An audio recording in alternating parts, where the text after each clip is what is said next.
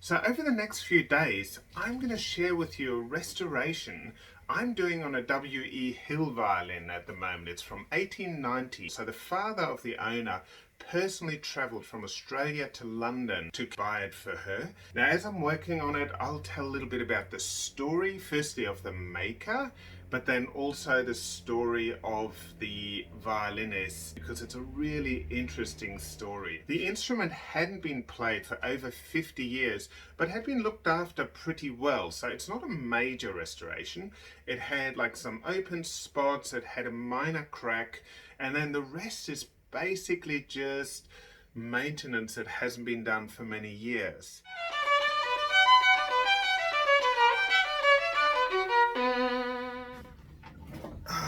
Morning guys, it's day 6 of the Hill violin restoration, and today I'm going to get the strings on the violin, so I am super excited. So I have a whole bunch of just little jobs to do. I have to finish doing the pegs, I have to do just a very tiny bit of finishing on the polish. Actually looked at the tailpiece at the moment. It's got the nice made in France, but it's got a really horrible tailgut to it. Down the bottom it's just a piece of wire, so I'm going to change that. We're not going to go with a piece of wire. I'm going to use just a modern tailgut for this one. So it's pretty exciting. And I'm also going to work on what kind of strings to use on the instrument. I'm most likely going to use Evah Pirazzi strings because they have a nice, they've got a good tone, and you know, they've got a good honest tone, so I can really work out, you know, what to do next with the instrument string wise. Yeah, they're fairly neutral string. I really like them. Alright, so the first thing I'm going to do is I'm going to adjust the height of the nut. It's way too high at the moment. So I'm going to work with my rasp. I do like my rasp. Takes off really good amounts of wood in a short time. You have to be very careful. Like as you can see, I'm guarding with my thumb. So I'm actually leaning the file against my thumb here. Like the use of tools in violin making is so important, because you have to have 100% control over the tools, because if you don't and slip, you can do some real damage to an instrument. Luckily this side of the file is fairly smooth, so I'm not filing my thumb too much. I can give myself a manicure at the same time. That could be kind of clever.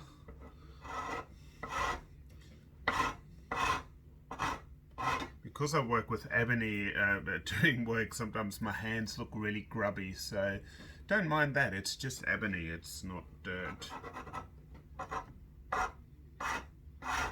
Now I'm quite careful about the shape of the nut, because you know, when you're playing up here, it's actually where especially your index finger will come in contact with the nut and feel it. So I want to make sure that these areas here are really smooth, and also that the nut's fairly low, you know, just to make it as easy as possible for playing. And the other thing I try and do is I want to make sure that the curvature of the nut comes around really nicely, so that the strings pass smoothly over the nut. You don't want to have accidental, like you don't want to have string breakages just because there's a sharp corner. So next thing is string spacing. We want to get that exactly right. I go with 16 millimeters, which seems to work for most musicians. I do customize, so there are musicians with smaller hands or fatter fingers. I've got pretty fat fingers, so I actually like, I personally like about 16 and a half or even 17. I haven't really done 17 much, but I do like a little bit wider, because then when I'm playing double stops, I don't accidentally touch the wrong string. Yeah, it's a bit weird when people come in. I always, like violinists come in, I always look at their hands and I look at their neck just to work out. I'm not staring, honestly. Just trying to work out how I can best customize this violin for you. It's so important to get the violin exactly right, or to get an instrument, you know, violin, viola, cello, double bass. You want to get it exactly right for the player. A fraction up here where I'm working now, a fraction of a millimeter, like a tenth of a millimeter, could be the difference between like an instrument being easy to play and RSI. It's ridiculous, and people, like some violin repairers don't realize the responsibility they have when they're setting up an instrument. And this is something I'm really passionate about for beginners, and I will not sell a beginner's instrument that hasn't been set up to to a really high standard. And so I don't sell really cheap beginner instruments because well, personally I call them VSO, violin shaped objects. Keep an eye out. Next week oh, it's gonna be a fun video. I ordered $100 violin, so it's gonna be a fun video.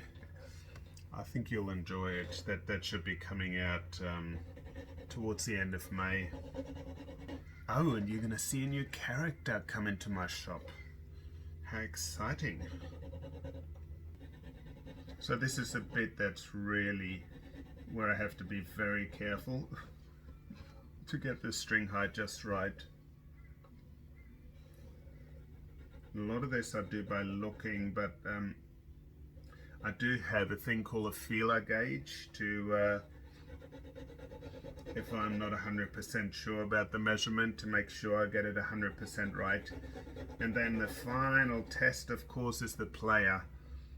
Okay, so I'm using, I'm very close to having it finished. So I've just got to do the final sanding, which I'm going to do now. I've got some air here.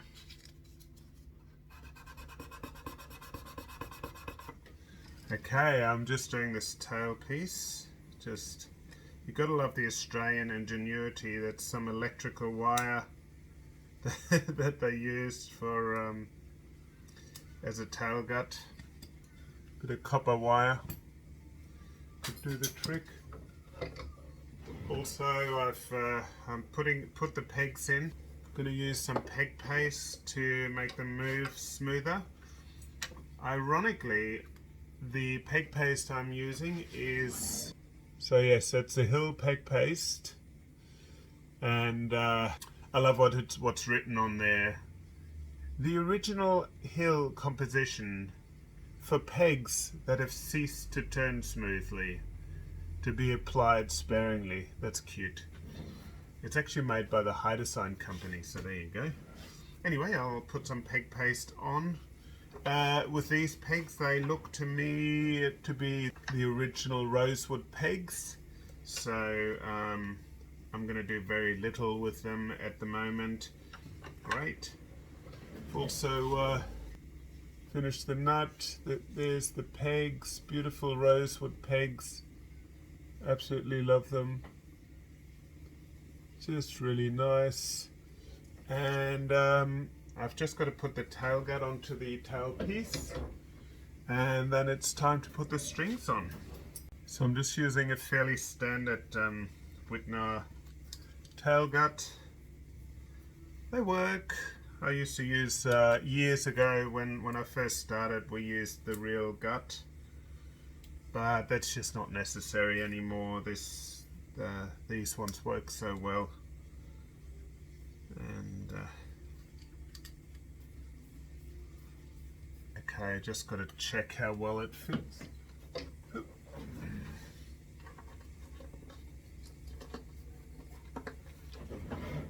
we want to have that's a little too short.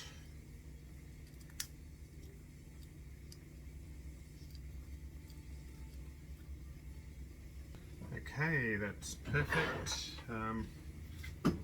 Do this. I always burn the ends. melts the plastic. Okay, this is all ready to go, so I'm fairly excited, very excited, to put on the strings. String time!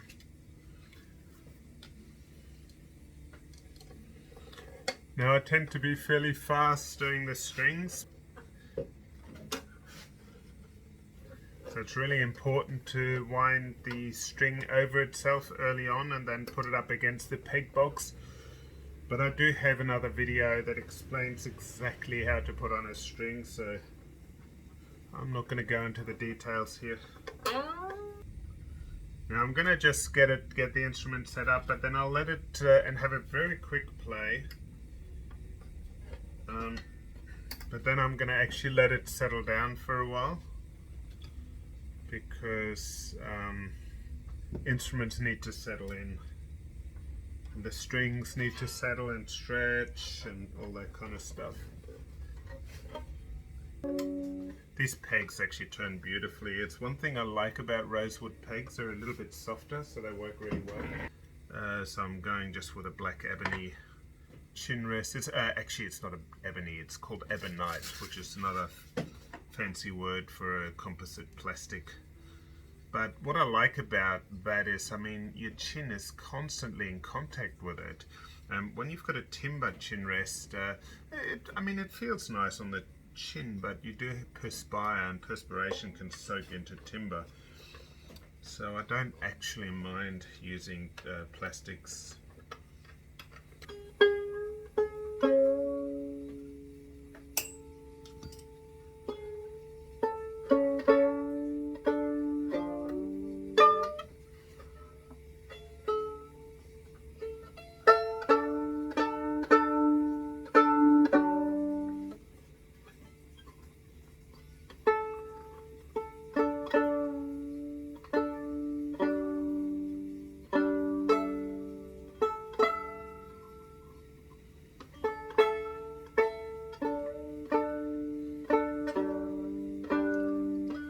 First sounds after 50 years, I'm just going to get a bow. I don't know, I'm not a huge fan of sitting down while playing, but I'm going to take my glasses off, they're not necessary.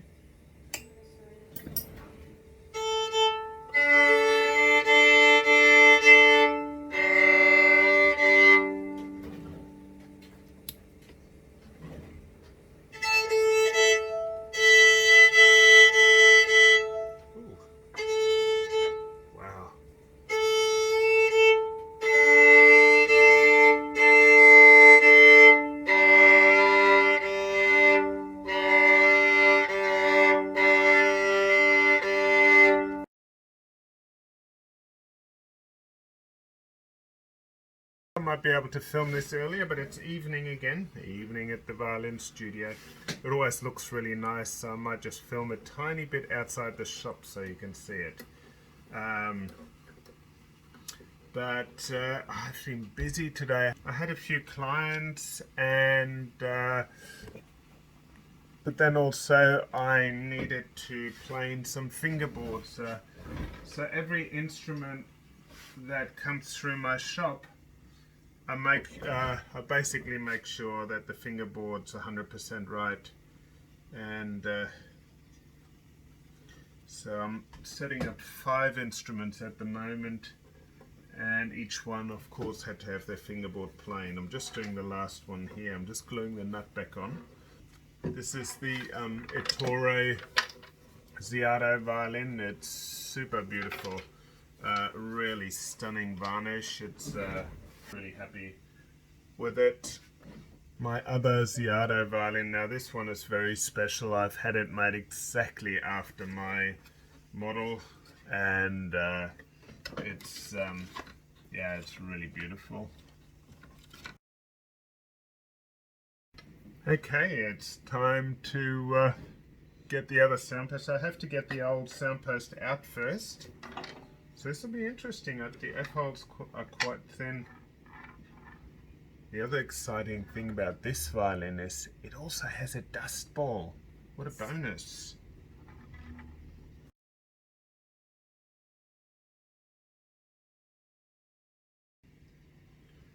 Wow, that is one tight soundpost. The problem is that they left the F holes so thin that a normal soundpost doesn't actually fit through it. Wow, okay. That's going to be a challenge. I'll probably have to use a smaller size soundpost.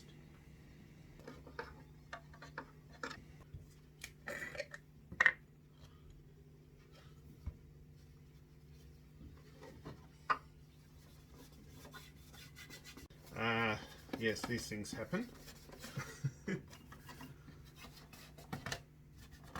Alright, I'm ready to take the violin to my showroom and just give it a try, adjust the soundpost a little bit.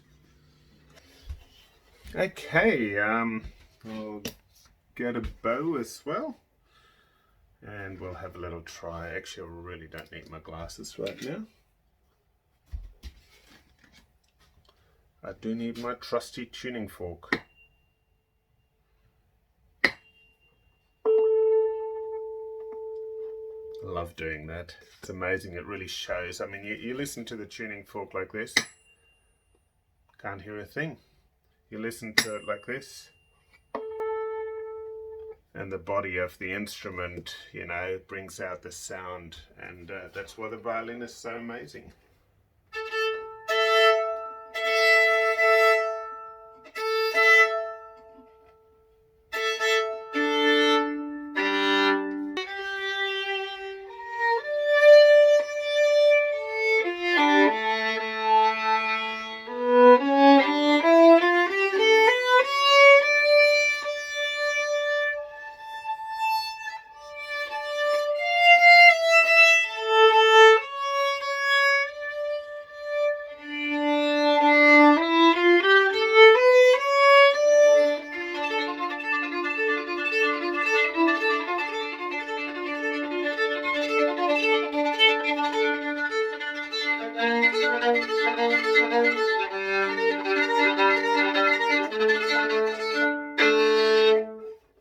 Wow, that's got a really big sound. So that would have been played by Irina Jeffries, who was one of the daughters, born in 1872, and so 1890 they went to the Hills shop in London, bought this violin for her, and she played it then in the family quartet, the Jeffries family quartet, for the next few years until she got married. I didn't really see any more. I sort of looked for advertisements for concerts and things, and by the time it was 1915, there definitely weren't any concerts with her. But in the 1800s and early 1900s, there were a bunch of concerts with her. But this violin would have played there, especially she was the elder of the sisters, so at the time she was actually the best player in the family. It's got a really clear sound, and it speaks, you know, just speaks straight away.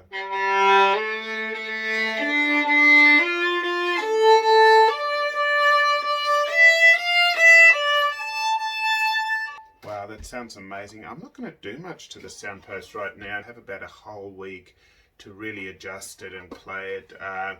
I am definitely going to play it pretty much every day. It's a beautiful instrument. I'm really looking forward to putting it, you know, giving it some love and some playing. So it was made, this violin was made by Charles Francois Langenay, who was born in 1861. And he worked at quite a young age. He worked at the W.E.Hill Sons workshop, then had to go to war, and came back, and he was one of their finest violin makers. He'd actually studied a little bit under Guillaume as well. He had so very skilled violin maker. His name very rarely appears on instruments because he made a lot of the instruments for Hills.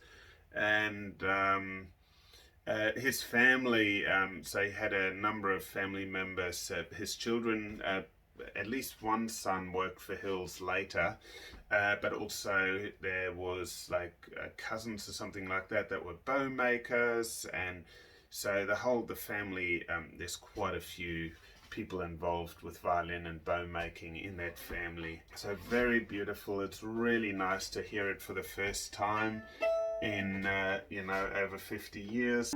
This instrument also, having been played by her, it's quite possible that it played in some early concerts, like of some of their chamber ensembles they put together here.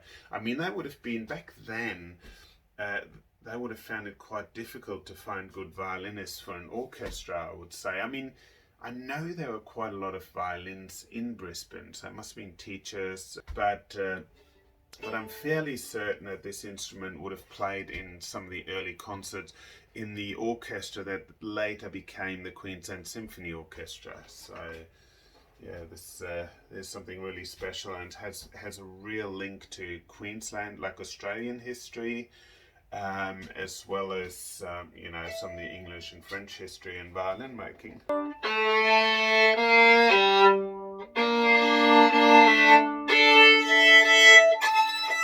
I don't want to stop playing, this is so good. Anyway, I'm going to stop it here. Over the next week or two, I'm actually going to keep polishing just some little bits and pieces that I see. I'm also going to keep playing it a lot, I think.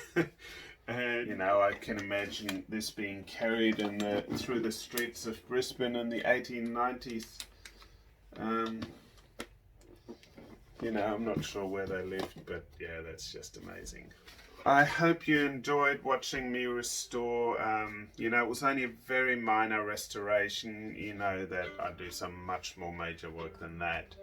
But this instrument was in such beautiful condition already, which is great for a 130-year-old instrument. So I hope you enjoyed the series of videos.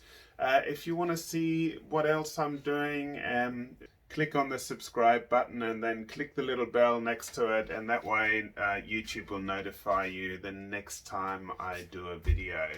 It's been wonderful being able to share this with you guys.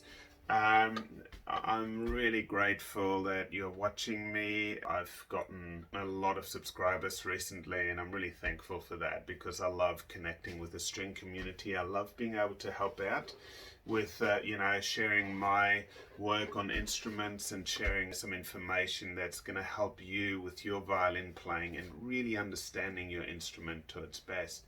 Because I think it's super important to be a good violin player. You do need to understand exactly how your instrument works, because that way, firstly, you can look after it, but you can really get your instrument working at its best. So see you guys. It's always great hanging out. Bye.